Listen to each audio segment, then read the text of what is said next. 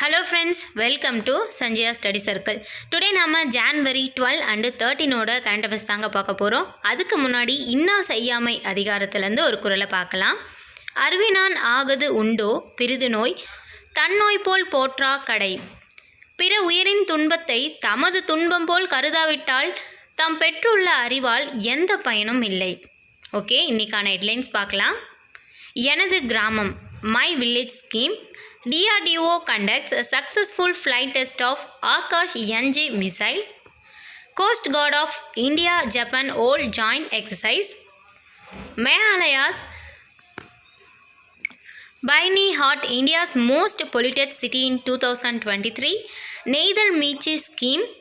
Editorial Tamil Nadu Globe Up Investors Meet 2024. Indore again named as a cleanest city in the India for 7th time. Box content Political Science. First news பார்க்கலாம். அயலக தமிழர்களுக்கான எனது கிராமம் திட்டம். இந்த அயலக தமிழர்களுக்கான தினம் பார்த்திங்கன்னா Jan 12 நம்ம செலிப்ரேட் பண்ணுறோம். இது கடந்த ஆண்டு முதல்ல தான் அறிவிச்சிருக்காங்க. இதுவே நம்ம இந்தியாக்கான NRI டே நான் ரெசிடென்டல் இந்தியன் டே என்னைக்கு செலிப்ரேட் பண்ணுறோன்னா Jan 9 செலிப்ரேட் பண்ணுறோம். இது அப்படியே நம்ம 2003 செலிப்ரேட் பண்ணி வரோம். ஏன் Jan 9 நம்ம செலிப்ரேட் பண்ணுறோன்ற நியூஸையும் நம்ம பார்த்துருப்போம். இருந்தாலும் ஒன்ஸ் ரிவைஸ் பண்ணிக்கோங்க. 1915 மகாத்மா காந்தி ஃபர்ஸ்ட் டைம் இந்தியாவுக்கு வருகை தந்திருப்பார். அந்த டேவை தான் நாம் NRI டேவாக செலிப்ரேட் பண்ணிகிட்ருக்கோம். அந்த வகையில் பார்த்திங்கன்னா இந்த அயலக தமிழர்களுக்கான எனது கிராமம் திட்டத்தை தான் தமிழ்நாடு அரசு வெளியிட்டிருக்காங்க. இந்த திட்டம் மெயினாக எதுக்காகன்னு பார்த்திங்கன்னா வெளிநாடு வாழ் வசிக்கும் தமிழர்களின் நலன்களை காப்பதோடு மட்டுமல்லாது அவர்களோட வேறான சொந்த ஊர்களின் வளர்ச்சி திட்டத்துக்காகவும் இதை அறிவிச்சிருக்காங்க. இது மூலமா பார்த்திங்கன்னா வெளிநாடு வாழ் தமிழர்கள் பெரும்பாலும் தங்களுடைய சேமிப்பை தமிழ்நாட்டில் பாதுகாப்பாக முதலீடு செய்ய ஆர்வத்துடன் இருக்கிறார்களும் இந்த நியூஸில் சொல்லியிருக்காங்க. இந்த மாநாடே பார்த்திங்கன்னா நம்ம தமிழ்நாட்டை இன்னும் வலுப்படுத்தும் அப்படின்னு சொல்லியிருக்காங்க. இந்த மாநாட்டில் பார்த்திங்கன்னா சிங்கப்பூர் உள்துறை மற்றும் சட்ட அமைச்சரான சண்முகம் பங்கேற்றிருக்காங்க. நெக்ஸ்ட் நியூஸ் பார்க்கலாம். அதிநவீன ஆகாஷ் NG ஏவுகணை வெற்றிகரமாக சோதனை. இது எந்த மாநிலத்தில் சோதனை பண்ணியிருக்காங்கன்னா ஒடிசா மாநிலத்தில் உள்ள சண்டிப்பூர் கடலோர பகுதியில் இந்த அதிநவீன ஆகாஷ் NG ஏவுகணை வெற்றிகரமாக சோதனை முயற்சியை மேற்கொண்டிருக்காங்க. இது பார்த்திங்கன்னா வானில் குறைந்த உயரத்தில் அதிவேகத்தில் பறந்த இலக்கை பார்த்திங்கன்னா இந்த ஏவுகணை வெற்றிகரமாக இடம் மறித்து தாக்கியிருக்குன்னு சொல்லலாம். இந்த ஏவுகணை சுமார் 80 கிலோமீட்டர் தொலைவில் உள்ள இலக்குகளை தாக்கி அழிக்கக்கூடிய திறன் கொண்டது. உள்நாட்டிலேயே தயாரிக்கப்பட்ட ரேடியோ அலைவரிசை கருவி, ஏவுகலன், ரேடார் கட்டுப்பாடு மற்றும் தொலைத்தொடர்பு அமைப்பு உள்ளிட்டவை இந்த ஏவுகணையில் இடம்பெற்றிருக்கு. இந்த மிசைல் மட்டும் இல்லாமல் இதுக்கு முன்னாடியும் ஒடிசாவில் வீலர் ஐலாண்ட், அதாவது டாக்டர் APJ அப்துல் கலாம் ஐலாண்டுன்னு சொல்லலாம். இது 2015 தான் இது நேம் சேஞ்ச் பண்ணியிருப்பாங்க. அதாவது wheeler island doctor APJ Abdul Kalam island அப்படின்னு சொல்லிட்டு நேம் சேஞ்ச் பண்ணியிருப்பாங்க. இந்த ஐலாண்ட்லேருந்து இதுக்கு முன்னாடி நிறைய மிசைல்ஸ் டெஸ்ட் ட்ரைவ் பண்ணியிருக்காங்க. ஆகாஷ், அக்னி, ஆஸ்ட்ரா, ஈவன் பிரம்மோஸ் பற்றி நம்ம சொல்லவே தேவையில்லைன்னா கரண்ட் அஃபேர்ஸில் நம்ம நிறைய டிஸ்கஷன் பண்ணியிருக்கோம். நிர்பய், பிரஹார், பிருத்வி, சௌரியா மிசைல் போன்ற நிறைய மிசைல்ஸ் நம்ம இதுலேருந்து டெஸ்ட் ட்ரைவ் பண்ணியிருக்கோம். அடுத்த நியூஸ் பார்க்கலாம். இந்தியாவின் மாசு அடைந்த மேகாலயத்தின் பைனி ஹாட். லாஸ்ட் இயரில் மோசமான காற்று மாசுபாடு நிலவிய நகரங்கள் பட்டியலில் மேகாலயத்தோட இந்த பைனி ஹாட் நகரம் தான் முதலிடத்தில் இருக்குது. இது வரைக்கும் நீங்கள் நியூஸில் இந்த காற்று மாசுபாடுனாவே அதிகமாக டெல்லியை தான் பாயிண்ட் அவுட் பண்ணி பார்த்துருப்பீங்க. நியூஸ்லேயும் சரி நிறைய ரிசர்ச்லேயும் சரி கடைசியாக வரது டெல்லியாக தான் இருக்கும். ஆனால் இப்போ அந்த டெல்லியே 8th பிளேஸில் இருக்குதுன்னு சொல்கிறாங்க. ஏன்னா அந்தளவுக்கு ஷாக்கிங்காக மேகாலயா ஃபர்ஸ்ட் பிளேஸில் இருக்குது. அதை தொடர்ந்து பார்த்திங்கன்னா பீகாரின் பெகுசாராய், அப்புறம் உத்தரப்பிரதேசோட கிரேட்டர் நொய்டா ஆகிய நகரங்களில் இருக்குது. இந்த ரிப்போர்ட் யார் நமக்கு கொடுத்துருக்காங்கன்னா எரிசக்தி தூய்மை காற்றுக்கான ஆராய்ச்சி மையம், அதாவது CREA, இவங்க தான் நமக்கு இந்த ரிப்போர்ட் கொடுத்துருக்காங்க.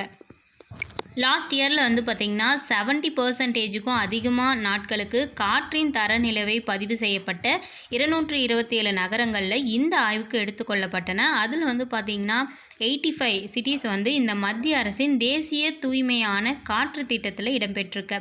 இந்த தேசிய தூய்மையான காற்று திட்டம் வந்து 2019 தான் வந்து ஸ்டார்ட் பண்ணாங்க. இந்த இலக்குப்படி வந்து பார்த்திங்கன்னா காற்றில் இந்த PM 2.5 மற்றும் PM 10 மாசு துகள்களின் அளவை வந்து 2024 ஆண்டுக்குள்ளே 20-30% குறைக்கணும்னு சொல்லிட்டு ஒரு டார்கெட் ஃபிக்ஸ் பண்ணியிருந்தாங்க. இப்போ வந்து என்ன சொல்லியிருக்காங்கன்னா 2026க்குள்ளே 40% மாசு குறைக்க புதிய இலக்கை வந்து மத்திய அரசு நிர்ணயிச்சிருக்காங்க. இந்த திட்டத்தின் கீழே வந்து பார்த்திங்கன்னா நாட்டில் மிகவும் மோசமான காற்று மாசுபாட்டால் பாதிக்கப்பட்ட 20 நகரங்களில் 7 நகரங்கள் மட்டும் இந்த திட்டத்தின் கீழே செயல்படும். இந்த ஆய்வை வெளியிட்ட ஆர்கனைசேஷனான இந்த CREA centre for research on energy and clean air, இந்த ஆர்கனைசேஷன் 2019 தான் வந்து ஸ்டார்ட் பண்ணியிருப்பாங்க. அதாவது நம்ம இப்போ பார்த்தோம் இல்லையா, தேசிய தூய்மையான காற்று திட்டம் 2019, இது கீழே தான் இந்த 7 நகரங்கள் வந்து செயல்படும்னு சொல்லியிருக்காங்க. காற்று மாசுபாட்டால் பாதிக்கப்பட்ட இந்த 10 இடங்கள் தான் வந்து இங்கே லிஸ்ட் நமக்கு கொடுத்துருக்காங்க. அப்புறம் நம்ம இதில் வந்து PM லெவல் அப்படின்னு ஒன்று பார்த்தோம் இல்லையா. PMனா பர்டிகுலேட் மேட்டர் அப்படின்னு அர்த்தம். காற்றோட தரக்குறியீடை தான் வந்து PM அப்படின்னு சொல்லுவாங்க. இப்போ தூய்மையான காற்றோட PM லெவல் எவ்வளோ இருக்குன்னா 50 தான் வந்து இருக்கணும், அதுக்கு அபோவ் வந்து போகக்கூடாது. நெக்ஸ்ட் நியூஸ் பார்க்கலாம். கடலோர வளங்களை மீட்டெடுக்க நெய்தல் மீட்சி இயக்கம். தமிழ்நாடு அரசால் தொடங்கப்பட்டது தான் இந்த கடலோர நெய்தல் மீட்சி இயக்கம்னு சொல்லலாம். இந்த கடலோர வளங்களை மீட்டெடுப்பதுக்காகவும் பாதுகாப்பதற்காகவும் இந்த நெய்தல் மீட்சி இயக்கத்தை தமிழ்நாடு அரசு ஸ்டார்ட் பண்ணாங்க. தமிழ்நாடு காலநிலை மாற்ற இயக்கம், பசுமை தமிழ்நாடு இயக்கம், தமிழ்நாடு ஈரநில இயக்கம் ஆகியவற்றை தொடர்ந்து அரசோட 4வது திட்டம் தான் இந்த நெய்தல் மீட்சி இயக்கம் கடலோர வளங்களை பாதுகாப்பதற்காக ஸ்டார்ட் பண்ணுது. இந்த நெய்தல் மீட்சி இயக்கத்துக்கு எந்த பேங்க் வந்து நிதியுதவி அளிச்சிருக்காங்கன்னா வேர்ல்ட் பேங்க் வந்து இதுக்கு நிதியுதவி அளிச்சிருக்காங்க. நம்ம தமிழ்நாட்டில் வந்து பார்த்திங்கன்னா கிட்டத்தட்ட 14 டிஸ்ட்ரிக்ஸ் வந்து இப்போ கடலோர மாவட்டங்களாக வந்து இருக்குது. இதில் 1076 கிலோமீட்டர் தூரத்தை மையமாக கொண்டு தான் இது செயல்பட்டுருக்கு. இந்த இயக்கம் நெய்தல் மீட்சி இயக்கம் வந்து பார்த்திங்கன்னா 2023 தான் வந்து ஸ்டார்ட் பண்ணியிருப்பாங்க. அடுத்து வரும் 5 ஆண்டுகளில் உலக வங்கியின் நிதியுதவியோடு இந்த நெய்தல் மீட்சி இயக்கம் வந்து செயல்பட்டு வரும். இந்த திட்டத்தோட இம்பார்ட்டன்ட் 4 தீம்னே வந்து சொல்லலாம். இதில் கடற்கரையோர சமூகங்களின் வாழ்வாதாரத்தை மேம்படுத்துதல், பாதுகாப்பு, பல்லுயிர் பெருக்கம் மற்றும் கடலோர பகுதிகளில் மாசு கட்டுப்பாடு உள்ளிட்ட 4 முக்கிய கருப்பொருள்களை கொண்டு தான் இந்த திட்டம் இயங்க உள்ளது. நெக்ஸ்ட் வந்து எடிட்டோரியல் தாங்க பார்க்க போகிறோம். மாற்றம் ஏற்றம் தரும் தமிழ்நாடு.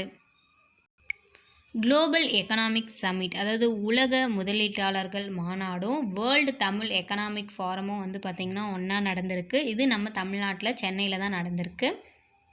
இந்த மாநாட்டில் America, Britain, Japan, Australia, France, Germany, Denmark, Singapore, தென்கொரியா ஆகிய 9 நாடுகளிலிருந்தும் பங்குதாரர்கள் நாடுகளாக கலந்து கொண்டாங்க. மேலும் வந்து பார்த்திங்கன்னா ஆஸ்திரேலியாவும் தபே பொருளாதார கலாச்சார மையமும் சர்வதேச பங்குதாரர்களாக தமிழ்நாடு அரசுடன் வந்து இணைஞ்சிருக்காங்க. 7 நாடுகள் இந்த மாநாட்டு கண்காட்சியை தங்களது அரங்குகளை வந்து அமைச்சிருக்காங்க. 35க்கு மேற்பட்ட நாடுகளை சேர்ந்த முன்னணி நிறுவனங்கள் மட்டும் இல்லாமல் இந்தியாவோட குறிப்பிட்ட பெரும் தொழிலதிபர்களும் கார்ப்பரேட் நிறுவனமும் வந்து இதில் பங்கேற்றிருக்காங்க. இந்த கான்ஃபரன்ஸில் வந்து நிறைய இம்பார்ட்டண்டான திங்ஸ் வந்து சைன் ஆகிருக்கு. அதில் வர்த்தகம், எரிசக்தி, வீட்டு வசதி மற்றும் நகர்ப்புற வளர்ச்சி, தகவல் தொழில்நுட்பம், எண்ம சேவைகள் உள்ளிட்ட துறைகளில் மட்டும் இல்லாமல் குறு சிறு நடுத்தர தொழில் நிறுவனங்களும் இந்த மாநாட்டு மூலம் முதலீடுகள் ஈர்க்கப்பட்டன அப்படின்னு வந்து சொல்லியிருக்காங்க.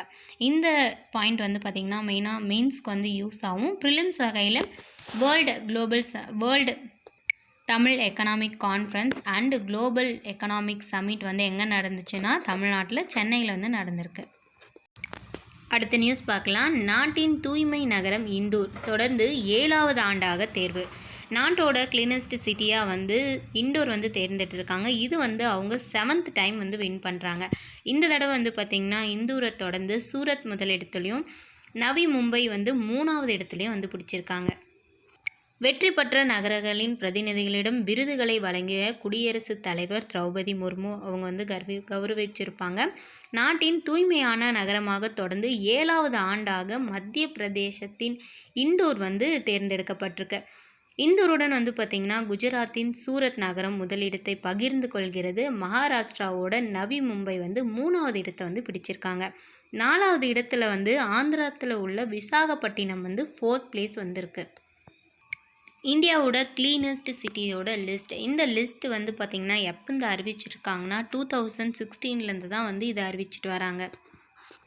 இந்த கிளீனஸ்ட் சிட்டி லிஸ்ட்லேயே வந்து பார்த்திங்கன்னா 1,00,000க்கும் குறைவான மக்கள் தொகை கண்ட தூய்மை நகரங்களில் மகாராஷ்டிராவோட சாஸ்வத் அந்த இடமும் வந்து முதலிடத்தை பிடிச்சிருக்காங்க. அடுத்து வந்து பார்த்திங்கன்னா சத்தீஸ்கரின் பதான், மகாராஷ்டிராவோட லோனாவாலா வந்து பார்த்திங்கன்னா 3வது இடத்தை பிடிச்சிருக்கு. கங்கை ஆற்றங்கரையோட தூய்மை நகரங்களில் வாரணாசி ஃபஸ்ட் இடத்தையும் பிராக்ராஜ் வந்து 2nd இடத்தையும் வந்து பிடிச்சிருக்கு. ஓகே ஃப்ரெண்ட்ஸ், இன்றைக்கான பாக்ஸ் கண்டென்ட் பார்க்கலாம். இன்றைக்கான பாக்ஸ் கண்டென்ட் வந்து பொலிட்டிக்கல் சயின்ஸ் டாப்பிக்லேருந்து தான் பார்க்க போகிறோம். ஃபர்ஸ்ட் வந்து views of leaders on democracy. டெமோக்ரஸியான லீடர்ஸோட மீனிங்ஸ் வந்து பார்க்கலாம். Democracy is the road to socialism. யார் சொல்லியிருப்பாங்கன்னா Karl Marx. Democracy is a form of the government for the people, of the people, by the people. Abraham Lincoln. My notion of democracy is that under it the weakest should have same opportunities as the strongest. This can never happen except through non-violence. Said by Mahatma Gandhi. Fundamental ரைட்ஸில் வந்து பார்த்திங்கன்னா டோட்டலாக 6 category வந்திருக்கு. ஸ்டார்டிங்கில் வந்து 7 category இருக்கும், அதில் 1 வந்து டெலீட் பண்ணியிருப்பாங்க. இப்போது ப்ரெசென்ட்டாக எவ்வளோ இருக்குன்னா 6 தான். அதில் ரைட் டு ஈக்குவாலிட்டி ஆர்டிக்கல் 14 18 வரைக்கும், right to freedom article 19 to 22, right against exploitation article 23 to 24, right to freedom of religion article 25 to 28, Cultural and Educational Rights Article 29 to 30, Right to Constitutional Remedies Article 32 to 35. இதில் right to equality பார்த்தோம் இல்லையா, article 14 to 18 ரொம்பவே இம்பார்ட்டண்டான டாபிக். என்னென்னு பார்த்தரலாம் ப்ரீஃபாக. Article 14 equality before law, article 15 prohibition of discrimination on grounds of religion, caste, sex, color, equality of opportunity in matters of public employment article 16, article 17 abolition of untouchability, abolition of titles article 18. Okay friends, இந்த video இதோட முடிஞ்சது. இன்னைக்கான questions அப்புறம் நேற்றுக்கான கொஸ்டின்ஸோட ஆன்சரை discussion பண்ணலாம். GSAT-20 satellite India வந்து பார்த்திங்கன்னா எந்த நாட்டின் உதவியோடு வந்து விண்ணில் செலுத்த இருக்காங்கன்னு தான் கேட்டிருந்தோம். ஆன்சர் வந்து பார்த்திங்கன்னா USA. அப்புறம் இந்தியாவில் வந்து ஸ்போர்ட்ஸ்க்கான அவார்டு, அதாவது ஸ்போர்ட்ஸில் கோச்சுக்கான அவார்டு, அதாவது ஓய்வுக்கு பிறகும் செயல்பட்டு வரவங்களுக்கு என்ன விருது வந்து வழங்கிட்டு வராங்கன்னு பார்த்தோம். தயான்சந்த்.